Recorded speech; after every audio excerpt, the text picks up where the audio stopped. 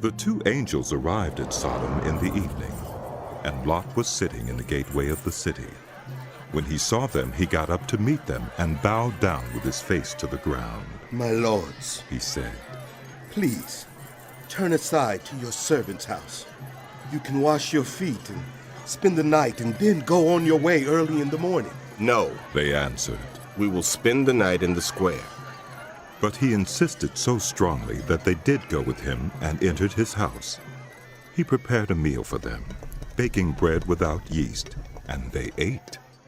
Before they had gone to bed, all the men from every part of the city of Sodom, both young and old, surrounded the house. They called to Lot. Where are the men who came to you tonight? Bring them out to us so that we can have sex with them. Lot went outside to meet them and shut the door behind him and said, No, my friends, don't do this wicked thing. Look, I have 2 daughters who have never slept with a man. Let me bring them out to you, and you can do what you like with them, but don't do anything to these men, for they have come under the protection of my roof. Get out of our way, they replied. This fellow came here as a foreigner, and now he wants to play the judge? We'll treat you worse than them. They kept bringing pressure on Lot and moved forward to break down the door. But the men inside reached out and pulled Lot back into the house and shut the door. Then they struck the men who were at the door of the house, young and old, with blindness, so that they could not find the door. The 2 men said to Lot, Do you have anyone else here? Sons-in-laws, sons or daughters, or anyone else in the city who belongs to you? Get them out of here, because we are going to destroy this place. The outcry to the Lord against his people is so great that he has sent us to destroy it. So Lot went out and spoke to his sons-in-law, who were pledged to marry his daughters. He said, Hurry and get out of this place, because the Lord is about to destroy the city. But his sons-in-law thought he was joking. With the coming of dawn, the angels urged Lot, saying, Hurry, take your wife and your 2 daughters who are here, or you will be swept away when the city is punished. When he hesitated, the men grasped his hand and the hands of his wife and of his 2 daughters and led them safely out of the city, for the Lord was merciful to them.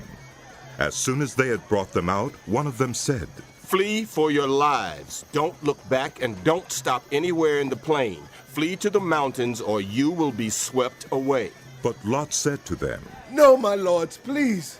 Your servant has found favor in your eyes, and you have shown great kindness to me in sparing my life. But I can't flee to the mountains. This disaster will overtake me and I'll die. Look, here is a town near enough to run to, and it is small. Let me flee to it. It is very small, isn't it? Then my life will be spared. He said to him, Very well.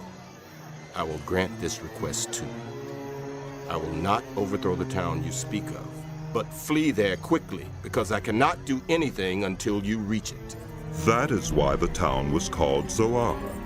By the time Lot reached Zoar, the sun had risen over the land.